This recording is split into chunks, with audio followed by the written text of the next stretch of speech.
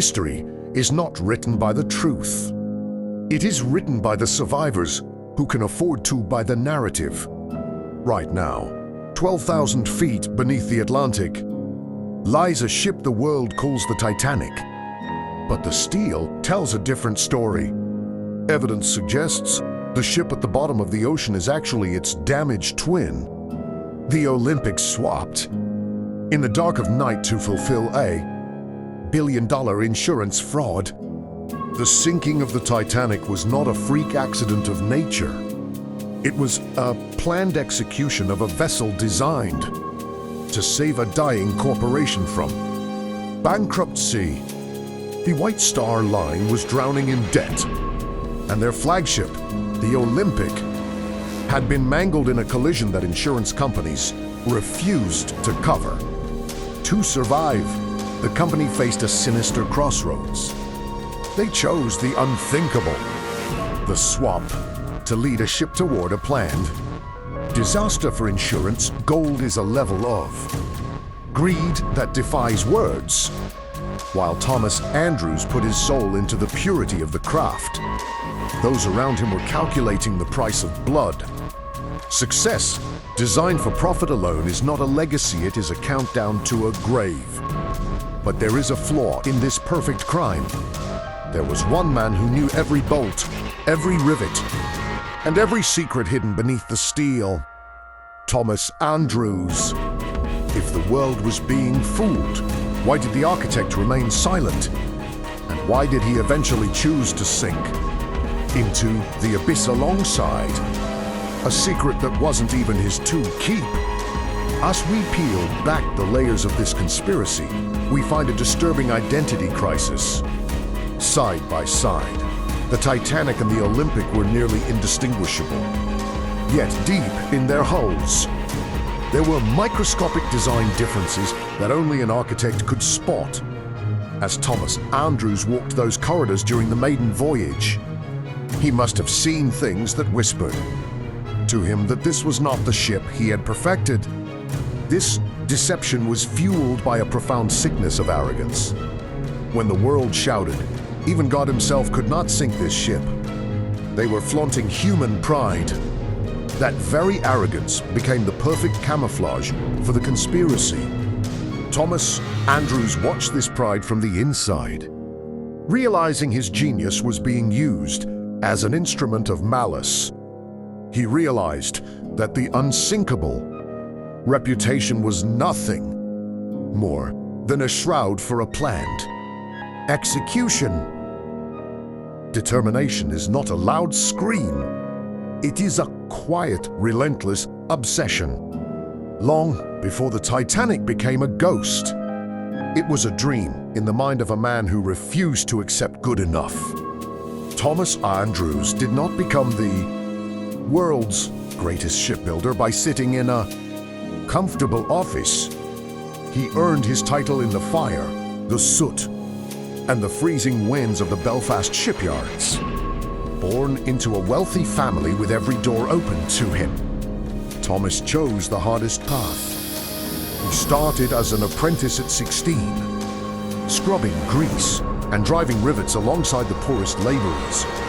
He worked for 5 years before he was even allowed to touch a blueprint. This was the foundation of a man who didn't just understand ships, he felt them in his bones. He knew that mastery is born in the shadows and that to lead, one must first serve. But here is the secret most historians overlook. Andrews didn't just carry a notebook. He carried the burden of a premonition.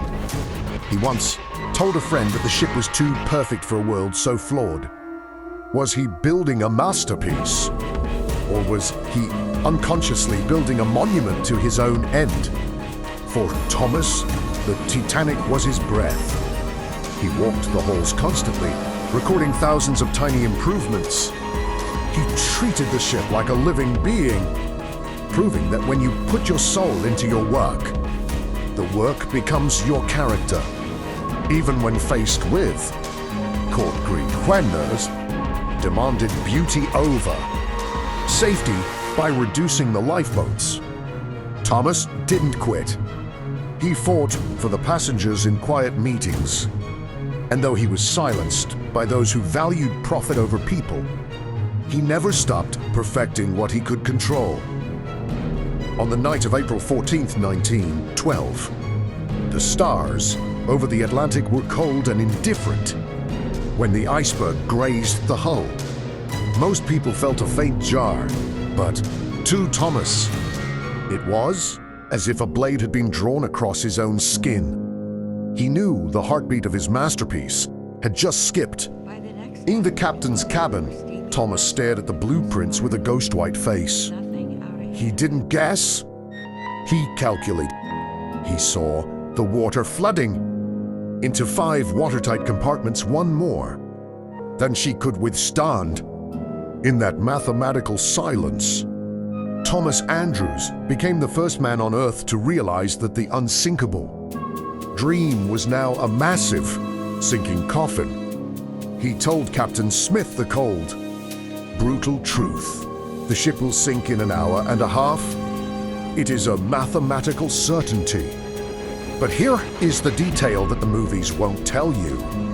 As Thomas explained the sinking, he was looking at his own original blueprints, the ones where he had originally drawn 48 lifeboats.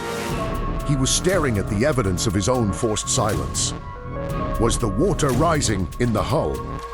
Or was it the weight of his own regret that was drowning him first? In those final 2 hours, Thomas Andrews descended into a state of tragic grace. He moved through the ship like a spirit, trying to save the humanity he had helped in danger.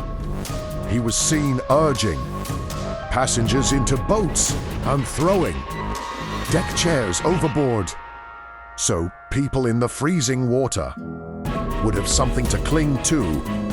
He had spent years building a palace of steel, and now he spent his final minutes desperately trying to fix the one thing he couldn't engineer: the shortage of mercy. As the bow began to tilt toward the dark abyss, Thomas stopped moving. The architect returned to the first-class smoking room, standing alone, staring at a painting titled "The Approach to the New World." He had brought thousands to the edge of a new world, only to realize their journey would end in the old silence of the deep. Determination is the art of maintaining one's identity in the face of absolute failure. When Thomas Andrews realized the end was certain, he did not tremble for his own life. Instead, he decided to pay a debt for the tragedy his creation was about to inflict. Though he possessed the knowledge to escape, he chose to perish alongside the ship. He was found in a state of trance, submerged in a heavy silence. This was the silence of responsibility. He stood with his arms folded, a silent witness prepared to pay the highest price for his work. His sacrifice teaches us that true integrity is found when you remain loyal to your honor even after your success has crumbled. Thomas didn't die just as an architect. He died as a man of character. Somi Sehain, because his silence was a final gift to the secret he carried that he died to keep the swamp a mystery forever. But perhaps the truth is simpler. He couldn't live in a world where his dream had become a graveyard. He didn't just sink with a ship. He sank with the weight of $1 billion lie he could no longer carry. Thomas Andrews took his truth into the deep, but his legacy remains. Now, I have a question for you. If the things you have spent your life building were to fall apart today, would you have the courage to stand by them with honor, or would you run? Let us know your thoughts in the comments. We are dedicated to uncovering these dark, intense, and hauntingly beautiful legacies. If this journey moved you, join our family by hitting subscribe so you never miss another untold story. Show your respect for the architect's integrity by giving this video a like.